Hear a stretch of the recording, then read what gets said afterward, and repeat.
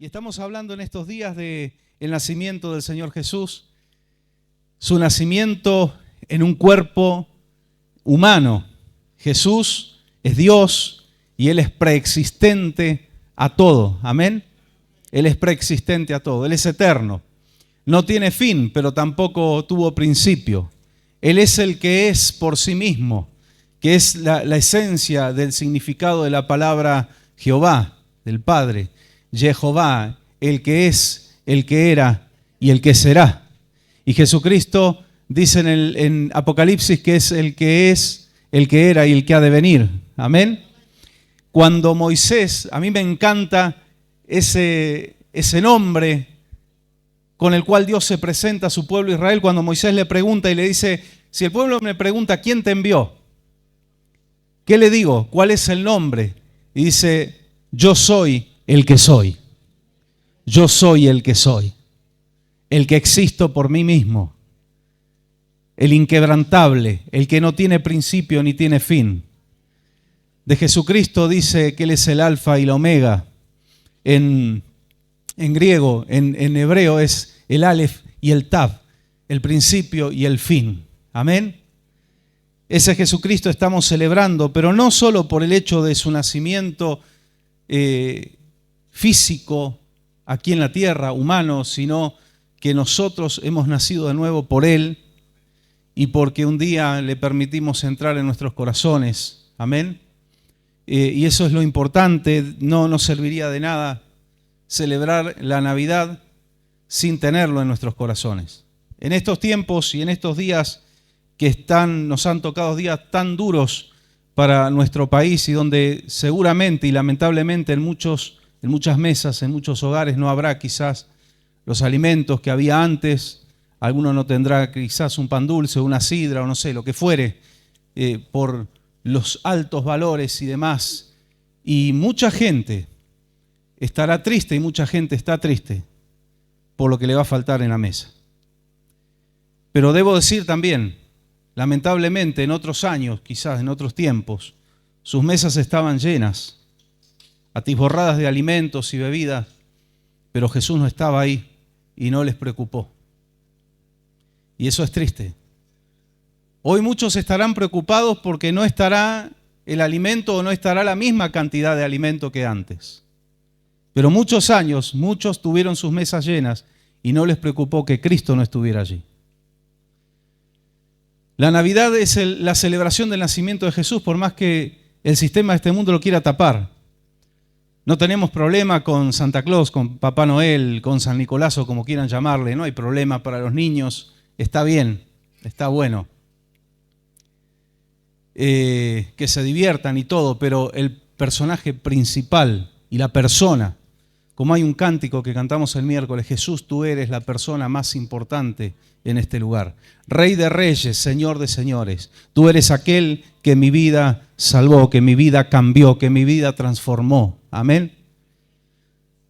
Nosotros tuvimos cada año, desde que empezamos a caminar con el Señor, Jesús estuvo con nosotros. Jesús estuvo en nuestra mesa, Jesús estuvo en nuestro corazón y este año será igual. Porque la presencia del Señor no se compra con dinero, sino que es la fe, es por la fe que tenemos y recibimos a Cristo en nuestras vidas y le damos entrada en nuestro hogar.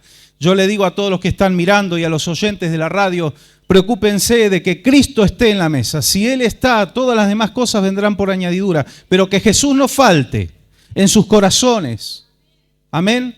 Que no sea esta fiesta solo una excusa para reunirnos y darnos algunos permitidos con los alimentos y muchos se exceden con las bebidas y demás. Y en muchos hogares, la fiesta termina en pelea, termina en duelo, termina en desorden. Dios no está ahí. Se habla del espíritu navideño y es los días que más loca la gente está en la calle. Es el espíritu navideño sin Jesús. ¿Sí? Sabemos que Jesús no nació el 25 de diciembre, ya lo sabemos, nació entre septiembre y octubre en la fiesta del Sucot, pero no es tan importante el cuándo, sino el para qué. ¿El para qué? Gracias al Señor por estudiar la palabra y algunos textos judíos y la historia y demás, podemos saber la fiesta, sí, porque nació en una fiesta, la fiesta de las enramadas, la fiesta de Sucot, y la fecha en la que nació, pero lo importante es ¿para qué? ¿Para qué Él se hizo hombre? ¿Para qué el Padre le reservó cuerpo? Como Él dijo, me reservaste cuerpo, un cuerpo humano. ¿Para qué toda esa movida celestial y terrenal? Porque fue una revolución física y espiritual. Se aparecieron ángeles a un grupo de pastores. Hablamos de esto en la radio. Era un oficio de poca importancia el pastorear animales. No se les tenía en cuenta a esa gente. Pero el ángel que vino a anunciar el nacimiento, el cumplimiento de miles de profecías del antiguo pacto, era el momento, era el preciso instante. No fue a los sacerdotes, no fue a los fariseos, no fue a los saduceos, no fue a los escribas, fue a un grupo de ángeles. A un grupo de pastores. ¿Quién lo iba a pensar? Porque estaban con su visión espiritual y su discernimiento obsoleto, muerto, desviado, la antena, como decimos, antena chueca. No estaban captando el mover de Dios. Estaban encerrados en costumbres, en estructuras humanas. Habían añadido a los mandamientos del Señor un montón de mandamientos más, que Jesús se lo recriminó y le dijo, esto que ustedes le imponen a los hombres, ustedes ni con un dedo lo pueden llevar, esta carga. Y no se refería a la ley mosaica, se refería a los mandamientos fariseos, que hasta el día de hoy muchos de ellos rigen, que se tienen que lavar las manos antes de comer, pero no por una cuestión de higiene, sino por una cuestión espiritual y una cuestión ritual, y que con una mano deben tomar la jarrita y echarla sobre la otra mano, y luego con esta mano echarla sobre la otra y hacerla 7 veces, y todas esas cosas que si te olvidabas y perdías la cuenta te ibas al infierno. O que cuando se levantaba tenía que ser primero el pie derecho y luego el pie izquierdo, y poner primero el calzado izquierdo para luego el de... Todas esas vueltas. Y hay gente que dice es difícil ser cristiano.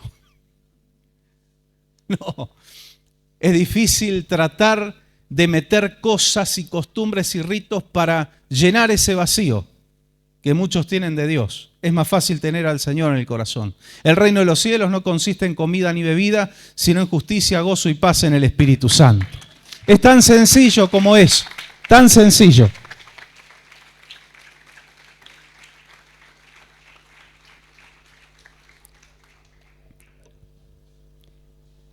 Pasaron muchas cosas y uno imagina que en el momento del nacimiento de Jesús, Israel fue un boom y salió en todas las noticias y la gente tuiteaba, ha nacido por fin el Mesías y demás. No. Los sacerdotes ni se enteraron de que el Mesías estaba allí, ni se enteraron.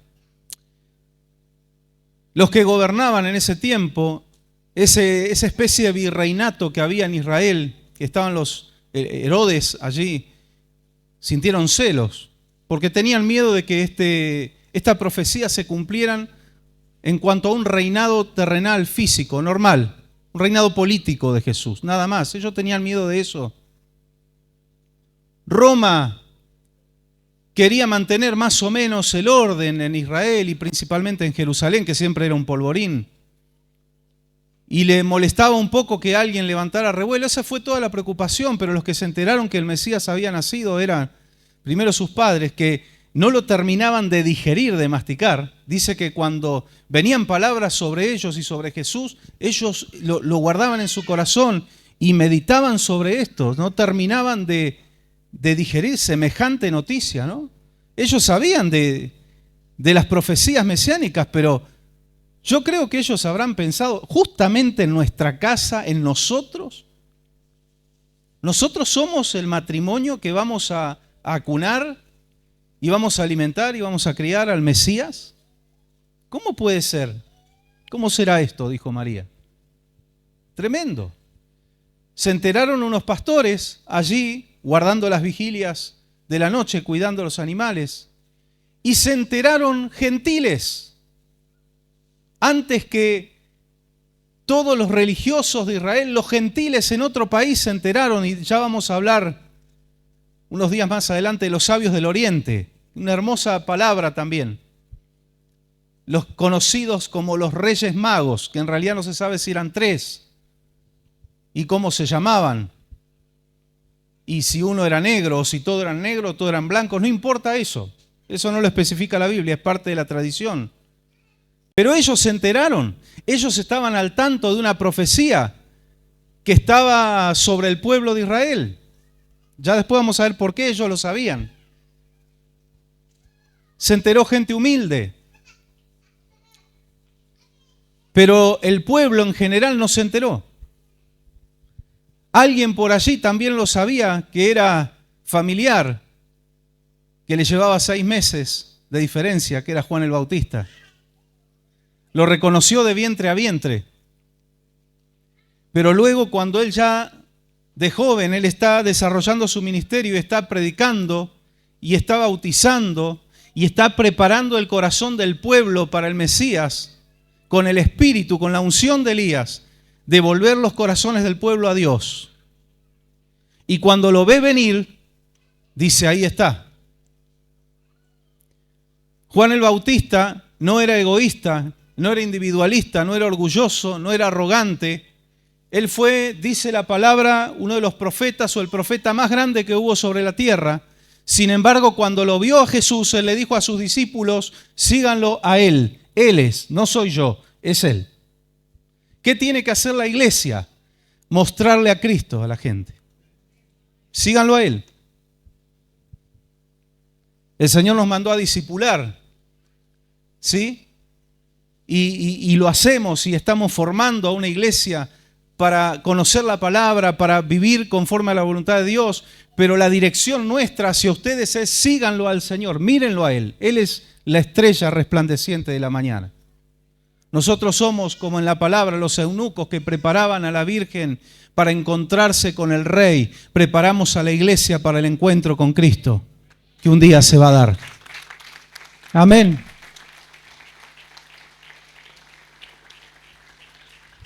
Juan dijo, es Él. Y Jesús viene y le dice, tienes que bautizarme. Y usted ya sabe lo que pasó allí. Y Juan le dice, no soy digno ni siquiera de desatar el cordón de tu sandalia. Y Jesús le dice, se tiene que cumplir toda justicia, se tiene que cumplir la palabra, se tienen que cumplir las profecías. Así que vine para ser bautizado. Y Juan accede. Pero luego pasa el tiempo, Juan tiene un gran percance. Juan el Bautista, me refiero, él enfrenta y confronta el pecado. Y tenía una cierta amistad con Herodes. Herodes lo respetaba y hasta lo apreciaba, pero le picaba el lomo porque Herodes se había casado con su cuñada, había mandado a matar a su hermano. Era un asesino, era una persona muy inteligente, un gran arquitecto, pero era terrible. Y Juan se lo decía en la cara, está mal lo que estás haciendo, estás en pecado. Había que ir a decirle al rey. Muchos hoy, sin correr tanto riesgo de muerte, tienen miedo desde los púlpitos o desde los medios de confrontar al pecado. Y buscan eufemismos para hablar del pecado y parece que el pecado es mala palabra. Sin embargo, la Biblia dice que es la raíz de todos los males que la humanidad tiene, porque la paga del pecado es muerte espiritual y física. Juan se animó y le decía, mira, podemos tomar mate juntos, pero estás en problemas con Dios, estás mal delante de Dios. Y él, Herodes, por cuestión de orgullo y su investidura y demás, lo hace meter en la cárcel. Y estando Juan en la cárcel, siendo joven, teniendo quizás pocos años de ministerio, y él seguramente proyectaba un gran horizonte, pero veía que ese horizonte se acortaba y su vida estaba en riesgo, y entró la confusión en él. Y le manda a sus discípulos a hablar con Jesús y a decirle, ¿eres tú el que había de venir o debemos esperar a otro? Entra la duda, entra el temor. Por eso Pablo dice, prestemos atención a lo que hemos aprendido, no sea que resbalemos, que nos deslicemos, porque podemos estar bien parados, podemos haber tenido revelación, pero un día algo en nuestra mente, problemas, situaciones o distracciones o tentaciones o lo que fuere, pueden venir a traer nubes, nubarrones que nos ciegan la visión espiritual. La angustia, el temor, la prueba tremenda que estaba viviendo Juan hizo que su visión se empezara a borrar y él empezó a dudar. El que lo había reconocido en el vientre, el que lo había visto allí junto a las aguas del Jordán y lo había reconocido sin que nadie le diga ese era, pero ahora estaba dudando. A cualquier creyente le puede pasar esto. Pero si hay algo bueno que hizo Juan fue mandar a preguntar a la persona correcta. Usted no le puede preguntar sobre cuestiones espirituales a un impío. Usted no puede ir a buscar el consejo en aquellos que no tienen el Espíritu de Dios. Juan, dentro de toda la confusión, él acierta cuando manda a sus discípulos a hablar con la persona indicada, con Jesús. Y Jesús le dice, díganle a Juan, el que está dudando, los muertos resucitan, los ciegos ven, los cojos empiezan a caminar, los milagros suceden. Díganle a Juan que todas las señales que se esperaban del Mesías, yo las estoy haciendo. Qué bueno que es mandar o preguntar a la persona correcta. Cuando alguien tiene una fe que está siendo golpeada por las luchas, por los problemas, o a veces la fe es confrontada. A veces creemos y tenemos fe que algo Dios va a hacer y Dios dice no, y nos da nuestra fe recibe un sopapo. Y nos sentimos que no sabemos dónde estamos parados. Y no nos damos cuenta que Dios está permitiendo porque la fe tiene que ser pasada por el fuego. Y por el fuego no quiere decir que cada vez que creo algo Dios lo va a hacer. ¿Entiende? Eso no es por el fuego. Por el fuego es cuando espero algo y no pasa. Cuando yo creo que sí, Dios dice no. La fe de Juan estaba siendo probada, pero él preguntó a la persona correcta, usted cuando esté tambaleando, cuando no sabe lo que pasa, mire hacia arriba. No vaya para otro lado, mire hacia arriba. ¿Sabe que Asaf, uno de los escritores de los Salmos, dice que también él en un momento empezó a dudar? Era un adorador Asaf, era un salmista, era un servidor de Dios, pero empezó a ver a los impíos que prosperaban y empezó a ver que a los que temían a Dios le pasaban cosas que supuestamente no tenían que pasar y él empezó a tambalear en la fe, pero dice que él igual seguía cumpliendo su trabajo en el templo y estando en la casa del Señor vino la respuesta de Dios para su vida. Tu fe puede tambalear, puedes dudar, habrá momentos de duda, habrá momentos de temor, pero nunca te muevas del lugar donde tienes que estar. El peor problema que te puede pasar es que te muevas. Allí no vendrá respuesta. Quédate, aunque esté el vendaval, quédate parado firme en Cristo. Y si algo tienes que preguntarle, pregúntale a Él, habla con Él.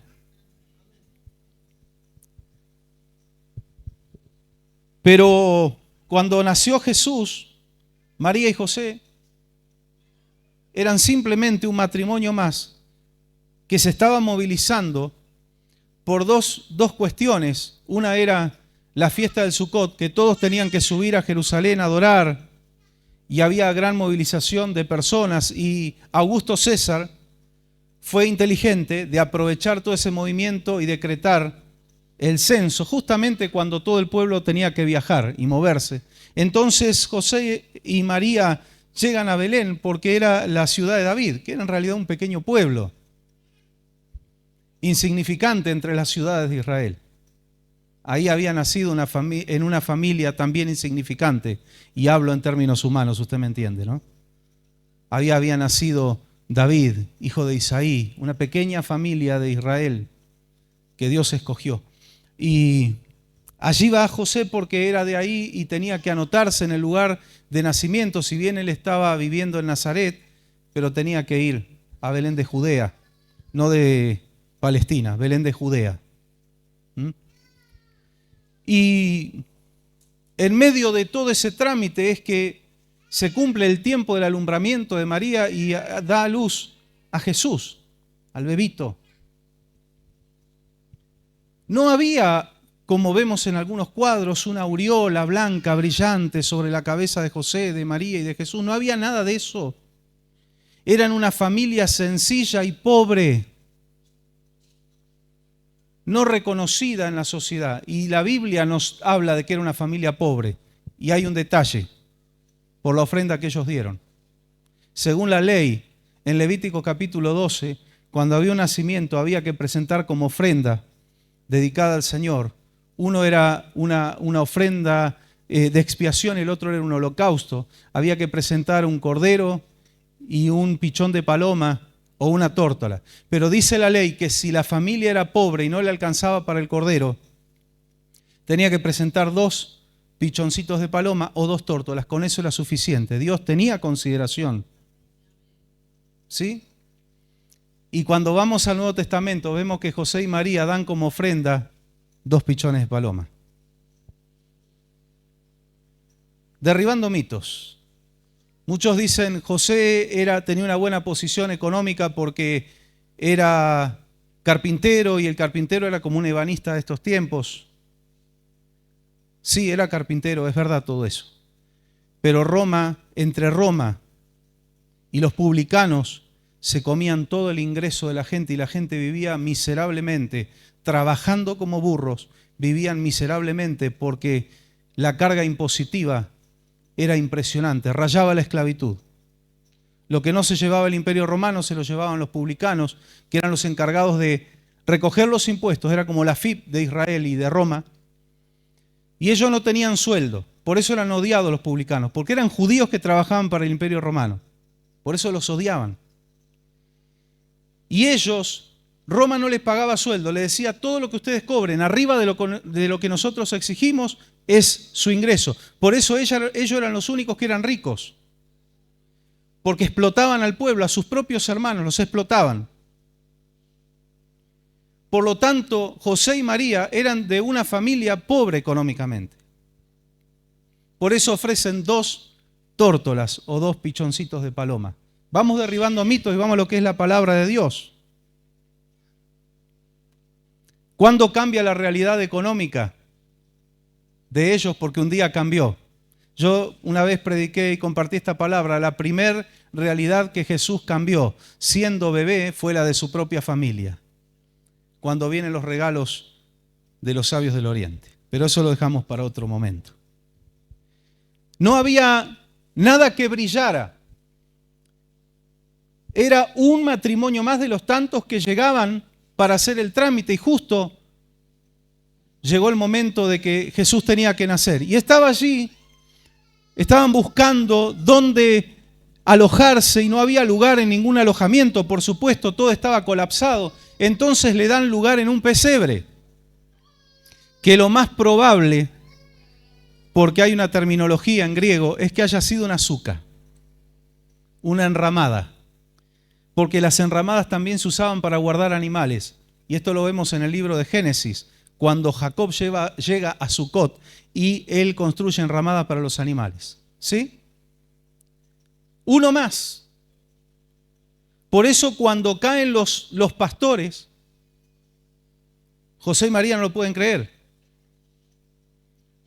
Pero mientras tanto el pueblo seguía su curso. Israel seguía su vida normal. El Señor Jesús advirtió que los últimos tiempos serían como los días de Noé, donde la gente estaría tan embuida en su propia vida y en su rutina que no estarían atentos al tiempo de la final trompeta cuando Cristo venga a buscarnos. La gente está tan metida y lamentablemente hay cristianos que están tan metidos en su vida que no tienen tiempo para buscar al Señor. Están entretenidos con cosas. Y muchos lamentablemente no se van a enterar del momento que la iglesia desaparezca. Ahí se cumplirá la palabra como ladrón en la noche, en un abrir y cerrar de ojos. Por eso la gran recomendación de la palabra es velad y orad. Velad y orad. No tenemos que ser como las vírgenes insensatas que se quedaron sin aceite. Y hubo otras personas que tampoco la sociedad las tenía en cuenta, pero a las cuales el Señor les reveló de que había nacido el Mesías. Estas personas eran ancianas. Estas personas nunca escribieron un libro bíblico, no hay un libro canónico con su nombre. No están en los libros de los profetas, ni siquiera en la serie de libros de profetas menores, tampoco están allí.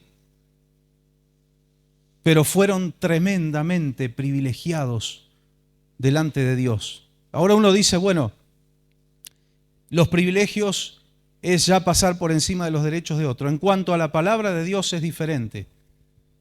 Es diferente porque tiene que ver con la actitud de cada uno. Tú puedes ser privilegiado de Dios, pero tienes que estar en esta actitud. Lucas capítulo 2. Vamos a leer en Lucas 2, que es cuando Jesús, bebito, es presentado en el templo conforme a la costumbre. Usted sabe que Jesús nació bajo la dispensación de la ley. Sabemos esto, ¿no?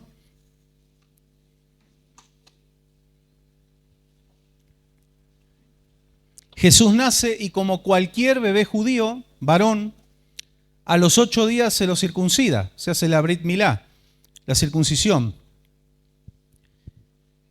Y en total de haber nacido a los 40 días, y esto está también en Levítico capítulo 12, pero no lo busque ahora, eso para su casa, para que usted vea la ley, cómo era el reglamento de Dios, y algún motivo práctico y sanitario tenía, pero la mujer tenía que guardar cuarentena, tenía que estar 40 días en su casa, no podía ir al templo, no podía desarrollar ninguna función social, tenía que estar en su casa después de tener un hijo varón. Si era una nena, una hija mujer, era el doble, eran 80 días.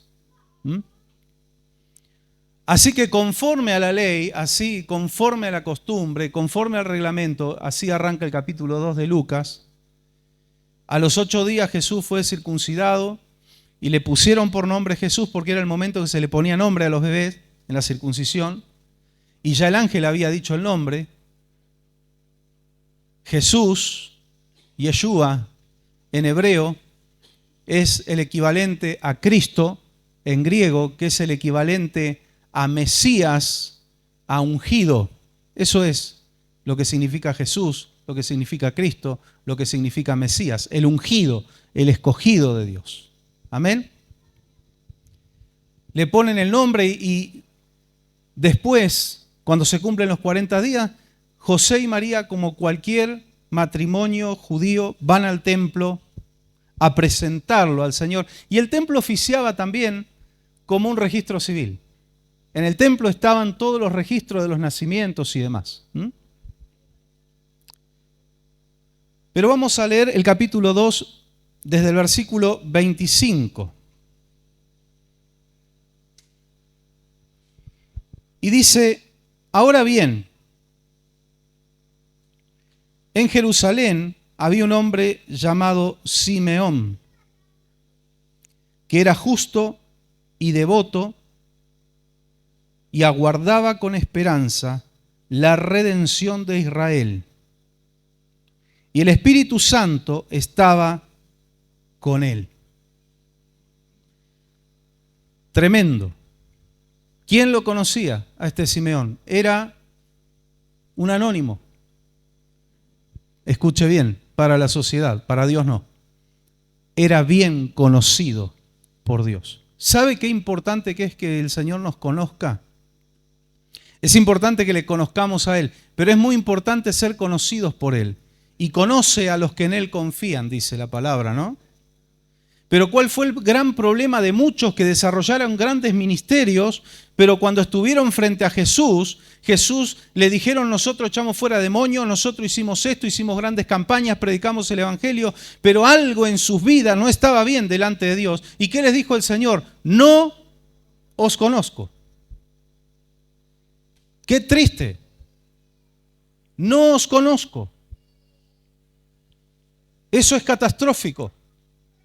Es importante, no importa si eres famoso o no aquí en la tierra, es importante ser conocidos por Dios. ser conocidos por Él. Era devoto, era justo. El Señor conoce y el Señor observa. ¿Cómo hacemos que el Señor nos conozca? Dice la palabra, hay mucha respuesta en la palabra, que los ojos de Jehová están sobre los justos. Los ojos de Jehová están sobre los justos. ¿Cómo me hago conocido delante del Señor? ¿Qué pruebas tengo que pasar o qué es lo que tengo que pagar? ¿O en qué canal de televisión o en qué red social tengo que aparecer? No importa nada de eso. Los ojos de Jehová están sobre los justos. Otro de los requisitos es confiar en el Señor. Mi fe puesta en Dios. Por eso dice, conoce a los que en Él confían. Dios te conoce, ya no te hagas problema por si te tienen en cuenta o no te tienen en cuenta. La persona que entiende que es famosa en los cielos, que es amada por Dios, y si es amada por Dios, es famosa en el infierno también. Pregúntele a Job. Entonces usted no necesita mendigar amor, usted no necesita mendigar atención. Que si este o aquella o aquel otro no me presta atención, si no me tiene en cuenta, me voy a mi cama a llorar. Ya basta de eso. Dios te ama. Dios te mira. Dios te conoce. Y es suficiente. No importa el cargo que tengas en tu trabajo. Siempre fui el peón, siempre fui el ayudante. Mire, yo he hecho trabajos sucios, pesados, que nadie quería hacer. Pero cuando iba a hablar con el Señor sabía quién era delante de Él. Y lo hacía con gusto porque eran trabajos honestos que llevaban pan a mi mesa. No importa eso. Si puedes mejorar, bárbaro, está bien. Pero no importa si te dicen tú eres el de la menor categoría, tú eres aquí. No importa lo que te digan. Si tú amas a Dios, si tú confías en el Señor, si tú eres justo delante de Dios, has sido justificado por la sangre de Cristo, eres conocido por Dios. Este era un viejito. ¿Qué puede hacer un viejito? No tiene fuerzas. ¿Qué trabajo le podemos dar a una persona mayor de edad? Ahora vamos a ver también qué trabajo pueden hacer la gente que quizás ya no tenga tanta fuerza física, pero que puede reventar puertas en el infierno. Porque no era solo el viejito Simeón, había otra señora anciana, viuda, que estaba allí. Y Dios los conocía. Era justo, era devoto, era de ir al templo, de adorar al Señor. Y dice que aguardaba con esperanza la redención de Israel. El Espíritu Santo estaba con él y le había revelado, mire qué privilegio, que no moriría sin antes ver al Cristo, al ungido, al Mesías del Señor. ¡Qué esperanza gloriosa! ¡Qué esperanza gloriosa! Él sabía que no se iba a ir de este mundo. El Espíritu Santo se lo había dicho, sin ver con sus ojos al Mesías. Así que él podía levantarse cada mañana. Él podía acostarse. Y no importa cuán cansado se sintiera esa noche, sabía que se iba a levantar con vida al otro día. Él podía poner el despertador con fe. Sabía que al otro día iba a abrir sus ojos. Él lo sabía. Mientras no hubiera visto al Mesías, él sabía que iba a seguir viviendo. Pero yo quiero decirle algo que estaba en el corazón de este ancianito Simeón. A él no le importaba la muerte. Él quería ya verlo al Mesías. No le atemorizaba la muerte. Él quería ver a Jesús. No sabía que era Jesús. Sabía que iba a ver al Mesías. Y sigue hablando la palabra, movido por el Espíritu. Aquí hay un mensaje, qué importante es ser movido por el Espíritu. Pastor, ¿puedo ir a tal lado? ¿Es bueno ir a tal lado? No me pregunte si es pecado o no es pecado. Pregúntele al Espíritu Santo si lo va a mover a ir ahí o le va a decir, no, quédate en tu casa. Ve a otro lado, no pises ese lugar. Qué importante es que el creyente tenga dirección espiritual, la dirección del Espíritu. Hay gente que ha tenido grandes problemas, no ha hecho cosas malas, no ha ido a lugares malos, pero fue y se movió cuando Dios no lo quería. Tomó decisiones y dio pasos sin preguntarle al Señor y le fue mal. Pastor, a los cristianos nos puede pasar, principalmente a los cristianos, que decimos confiar en Dios y hacer su voluntad, principalmente a nosotros, nos puede ir mal. Un discípulo hace muchos años estaba sirviendo a Dios en una iglesia en Buenos Aires a tiempo completo, y en los discipulados hay de todo. Hay gente que va de corazón a servir a Dios y hay otra que son un cohete. Y algunos son un cohete y después el Señor los transforma y son grandes siervos de Dios, ¿no? También. Y él veía que había un compañero de él que era terrible. Cuando no había nadie en la iglesia se iba con una pelotita de goma a jugar, tac, tac, tac, tac, tac, y tiraba contra la pared del templo. Esas pelotitas que rebotan. Y él le decía, che, estás manchando toda la pared de la iglesia. No le importaba, él se iba a divertir, ¿no? Y parecía que todo iba bien y que nadie le decía nada, según lo veía el otro discípulo, ¿no? Y un día dice, yo voy a hacer lo mismo. El primer pelotazo que pegó rebotó en la pared, reventó 2 focos, hizo un desastre en la iglesia. Y él, en el confesionario, con su pastor, le dice, pero pastor, ¿por qué si otro lo hace nunca le pasa nada? A mí nunca lo hice, la primera vez que lo hago y me pasa esto. Le dice, tu santidad no te lo permite. El que no tiene temor de Dios cree que vuela libre, pero cuando tú estás enfocado en las cosas de Dios, esforzándote por vivir en santidad, cuando quieras dar un paso, el diablo te va a cortar una oreja. Tu santidad no te lo permite. Dios te tiene guardado haciendo su voluntad. Este hombre era movido por el Espíritu Santo, y si no hubiera sido movido por el Espíritu, le puedo asegurar que se iba a morir sin ver al Mesías. Porque las palabras proféticas, yo quiero hablarle, todos los que hemos recibido palabra profética, la palabra profética no es algo mágico que está escrito en piedra. Si no hago lo que tengo que hacer, no se cumple.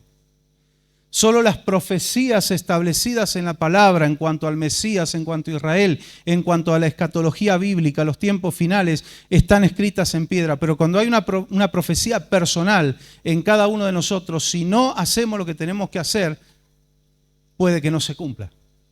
¿Porque Dios falló? ¿Porque Dios mintió? No, Dios me dijo, ve para allá y yo fui para otro lado. Doble porción de tu espíritu, le dijo Eliseo a Elías, y le dijo, si estuvieres conmigo, había una condición, si estuvieres conmigo cuando yo fuera arrebatado, lo vas a recibir, mas si no, no. La palabra estaba sobre Eliseo, pero si Eliseo se descuidaba y se apartaba de Elías, un día podía ser arrebatado y no se iba a cumplir nada, y otra hubiera sido la vida de Eliseo. Cuando Dios te trae una palabra, te voy a prosperar, vas a sobreabundar, vas a comer lo que querés. Y muchos enseguida, bueno, están endeudados, no tienen un centavo, llaman al delivery, voy a pedir un lomo a la pizza porque Dios me habló. No, cuando Dios te dice vas a prosperar, empieza a aprender a administrar. Cuídate más que antes en tu administración. Si estabas siendo infiel y le estabas robando a Dios con tus diezmos, empieza a ser fiel. Empieza a corregir los vicios para que Dios pueda derramar prosperidad. Entonces esa palabra se va a cumplir. Padres de hijos maleducados que no tienen temor de Dios ni temor de hombre, como dice la parábola del juez injusto. Pero una vez un profeta dijo que iba a tocar con Marcos Witt. Pues no va a tocar ni en la calle Florida si es así. Porque si viene una palabra que tus hijos van a servir a Dios, edúcalos como siervos de Dios. Corrígelos. Exígeles. Eso es mala palabra en estos tiempos. Me importa 3 pepinos lo que diga la psicología moderna. Salga a la calle y vea los resultados. Lo que la palabra de Dios dice da resultado. No importa, vamos a discutir métodos, no. Da o no da resultado. Dice que tenemos que cabalgar sobre palabra de justicia y palabra de verdad. Tenemos que obrar en función de lo que Dios nos habló. Dios le había dicho a Simeón, no vas a morir sin ver al Mesías. Y me imagino, ya Dios me habló de que está sellado, listo, yo no me muero sin ver al Mesías.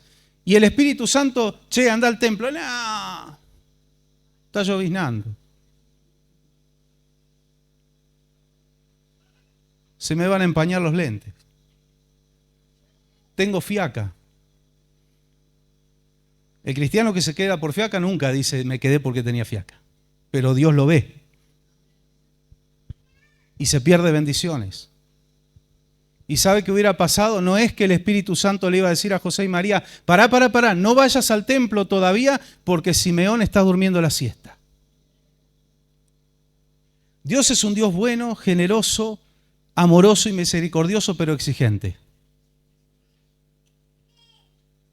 No, era el día 40, el día 41, habían pasado los 40 días. Era el día que José y María tenían que subir al templo, no se podía posponer eso. Simeón tenía que estar allí. Tienes que estar en la estación cuando pasa el tren de la bendición.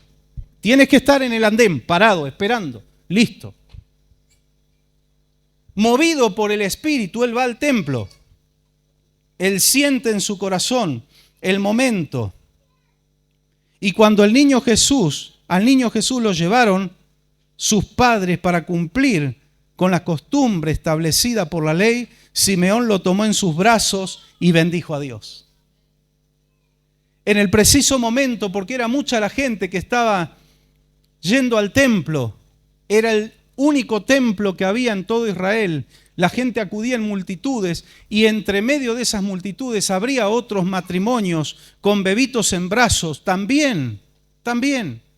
¿Cómo sé cuál es? Les repito, no había una aureola sobre su cabeza, eso es una representación artística, no había nada de eso, era un matrimonio más con un bebito más, pero el Espíritu Santo le hace sentir, cuando lo está mirando Simeón a ese matrimonio, el corazón empezó a latir de ese viejito y él empezó a sentir un fuego y fue a sus padres y le dijo, por favor, permítanme tenerlo en mis brazos. ¿Quién quisiera haber tenido a Jesús? Estamos acostumbrados a que Él nos tiene en sus brazos. Pero qué hermoso privilegio de este viejito tenerlo en brazos allí al bebito, al niño Jesús, todavía vulnerable. Todavía no articulaba palabra, no modulaba, todavía tenía que tomar la teta. Estaba allí, había que cambiarle los pañales. Dios se metió en un cuerpo frágil, humano, por amor a nosotros. Y algunos se preguntan por qué estos locos van a perder tiempo ahí. Mire, podemos hablar miles y miles de demostraciones del amor de Dios con nosotros. Por eso venimos a adorarle al Señor. Él lo tiene en brazos y viene una palabra profética hermosa. Dice que él bendijo a Dios. Y dice, según tu palabra, soberano Señor, ya puedes despedir a tu siervo en paz. ¿Qué problema hay con la muerte? Ya lo vi al Mesías. No tengo miedo de la muerte. Cuando conocemos a Jesús y más le conocemos, menos temor tenemos de la muerte. Es un evento por el cual ninguno queremos pasar. Pero a medida que más y más y más le conocemos al Señor, menos miedo, más pequeña es la muerte. ¿Dónde está, oh muerte, tu aguijón? ¿Dónde, oh sepulcro, tu victoria? Jesucristo destruyó toda maldición. Ya puedes despedir a tu siervo en paz, porque han visto mis ojos tu salvación, que has preparado a la vista de todos los pueblos, luz que ilumina las naciones. Amén. Argentina ha sido iluminada por la gloria del Señor y gloria de tu pueblo Israel. Gloria al Señor. Gloria a Jesús. Podemos tener 1.000.000 de problemas en nuestro país, pero hay pueblo de Dios aquí. Hay gente que ama al Señor. Amén. Por eso Latinoamérica es tan golpeada por el enemigo, porque Latinoamérica está llena de la gloria del Señor, porque Latinoamérica está lleno de lugares de reunión, lleno de lugares donde el pueblo de Dios se junta a adorarle y alabarle, y al diablo no le gusta eso. Por eso hay tanta controversia, porque donde está Jesús también se levanta controversia, contradicción, enemigos. El diablo se enloquece, se enfurece, y si se enfurece es una buena señal. Mire lo que siguió hablando, conforme a la voluntad del Señor, hubo una palabra en su boca, una palabra profética. La luz que ilumina a las naciones. Él estaba hablando ya de la gracia a todos los pueblos y gloria de tu pueblo Israel. No nos olvidemos que Jesús nació en Israel. Y el padre y la madre del niño se quedaron maravillados por lo que se decía de él. ¿Ve lo que yo le contaba? Como que no les terminaba de caer la ficha. Y dice, sigue diciendo la palabra, Simeón les dio su bendición y le dijo a María, la madre de Jesús, este niño está destinado a causar la caída y el levantamiento de muchos en Israel y a crear mucha oposición, cosa que sucedió y terminó en la cruz, a fin de que se manifiesten las intenciones de muchos corazones. Y en cuanto a ti, una espada te atravesará el alma. ¡Ay, Dios! ¿No tienes otra palabra? Y unos más o menos 33 años después, María se estaría acordando de esta palabra.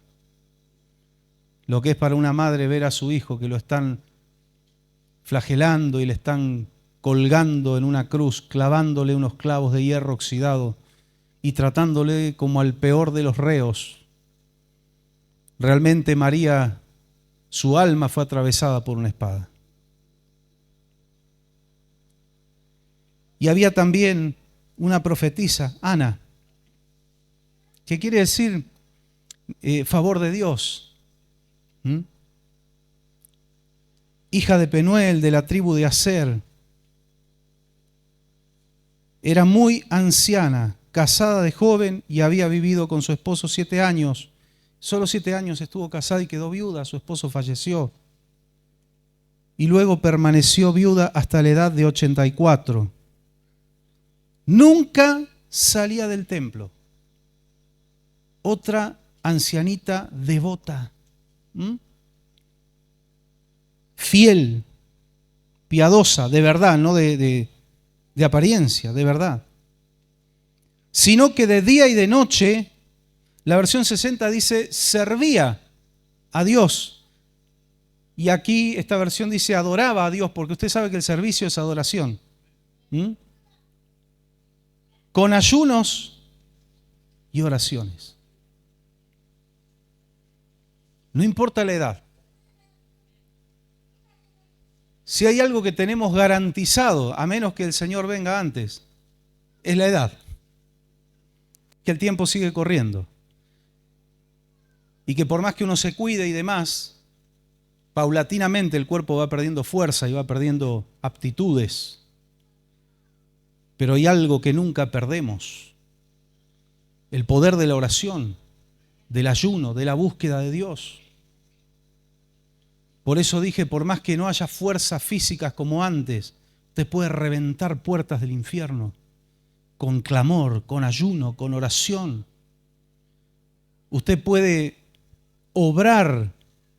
Claro que es Dios el que obra, pero usted puede ser el instrumento en favor de su familia, de aquellos que todavía no son salvos, que todavía no le conocen al Señor, para que se corten cadenas, que se rompan ataduras, en favor de la iglesia, en favor de nuestras vidas como pastores también necesitamos la oración. Un hombre o una mujer de oración es un hombre o una mujer poderosa, poderoso en Dios. Hombres y mujeres de oración, no importa la edad que tenga o si no se pueden mover tanto, el movimiento que generan en el mundo espiritual, si usted se lo imaginara. Hay tantos casos. Me acuerdo siempre de la abuelita Elena, la mamá del pastor Carlos. Ella era cieguita y estaba postrada. Pero espiritualmente esa mujer, ¿sabe la velocidad que tenía? Era una profeta de Dios. Dios le revelaba cosas que sucedían y doy fe de ello. Y el diablo tiene miedo de esa gente. No tiene miedo de cuánta fuerza tengas en tu cuerpo. No tiene miedo de cuántas series de pesas puedas hacer. Él tiene miedo de un hombre y una mujer de oración.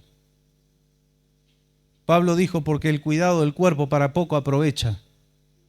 Pero lo que tiene que ver con el espíritu, el entrenamiento espiritual, eso mueve montañas. Esta mujer, esta abuelita, era viuda, pero estaba allí sirviendo a Dios todos los días con ayunos y oración. Y llegando en ese mismo momento, quizá Simeón le estaba, vamos a usar la imaginación, le estaba entregando el bebito nuevamente en los brazos de María y de José, y llega esta abuelita y dice: Ana dio gracias a Dios y comenzó a hablar del niño a todos los que esperaban la redención de Jerusalén. Y después de haber cumplido con todo lo que exigía la ley del Señor, José y María regresaron a Galilea, a su propio pueblo de Nazaret, y el niño crecía y se fortalecía y progresaba en sabiduría, y la gracia de Dios lo acompañaba. Lo vio, habrá tenido unas palabras, aquí no lo registra Lucas, pero enseguida ella empezó a todos los que estaban llegando al templo: ¡Ey, ey, atención! Todas las palabras proféticas están cumplidas en este niño. Este es el Mesías. Y alguno se habrá acercado a contemplarlo y otro habrá dicho: esta viejita pobre, está caduca ya. Le puedo asegurar que fue así. Muchos habrán dicho: ay, pobrecita, pobre ancianita. Y ella estaba viendo al Mesías. Yo le invito a estar de pie en esta noche. Hay tantas palabras maravillosas para compartir. Pero creo que con lo que el Espíritu Santo nos ha hablado esta noche, es suficientemente poderosa su palabra para transformar nuestras vidas y transformar realidades aquí y a los que nos están mirando. Oramos al Señor y damos gracias.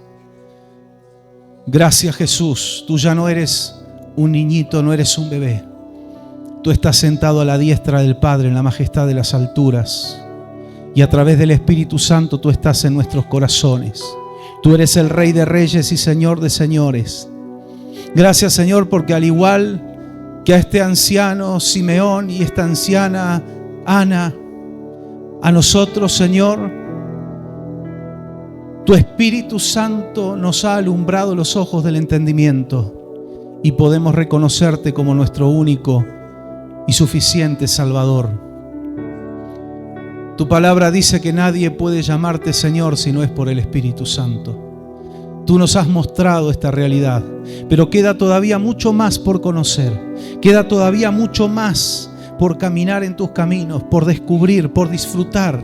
Señor, abre los ojos de tu pueblo, que siempre podamos tener una visión espiritual nítida. Señor, que tu Espíritu Santo alumbre los ojos de nuestro entendimiento. Tú quites los temores, las dudas, la incredulidad en el nombre de Jesús. Toda especulación humana, quita todo esto de los corazones y las mentes. Y tú puedas revelarte, Señor. Tú puedas revelarte, que cada día podamos meternos más profundo en tus ríos. En el nombre de Jesús, que podamos tener experiencias gloriosas, así como lo tuvo Simeón y Ana, estos ancianos que vieron tu gloria, sobre los cuales tu palabra se cumplió, Señor. Y así sobre nosotros, sobre cada uno de nosotros, ayúdanos a caminar en fidelidad para que se cumplan todas tus palabras, porque tú eres fiel, Señor.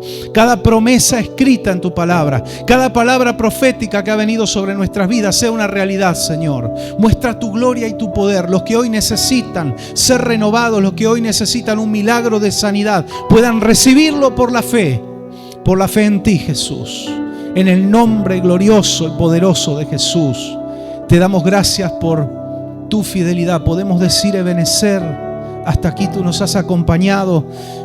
Estamos despidiendo este año en el cual hemos tenido luchas, desafíos, pero hemos visto una y otra vez tu mano poderosa. Y si tú no vienes antes, el año próximo hemos de ver tu gloria, porque tú eres el mismo ayer, hoy, por los siglos. Tu poder no ha menguado, Señor. Por eso podemos confiar y descansar en ti. Quita los temores sobre el futuro, Señor. Y que podamos tener esa visión espiritual que ve más allá de las murallas, que ve tus promesas, que ve tu gloria, Señor, y que puede estar confiado en ti. Nuestros corazones confían en ti. Y, Señor, estos momentos que vamos a compartir juntos, los alimentos, Señor, bendice cada alimento. Como dice tu palabra, bendice nuestro pan y nuestras aguas. Y sobre todas las cosas podamos disfrutar de un tiempo de comunión juntos, que es algo que a ti te agrada. En el nombre de Jesús. Amén y amén. Dele un fuerte aplauso al Señor. Dele la gloria a Él. Él es digno y merecedor de toda la honra. Gracias, Señor. Gracias al Padre, al Hijo y al Espíritu Santo. Gloria a Dios.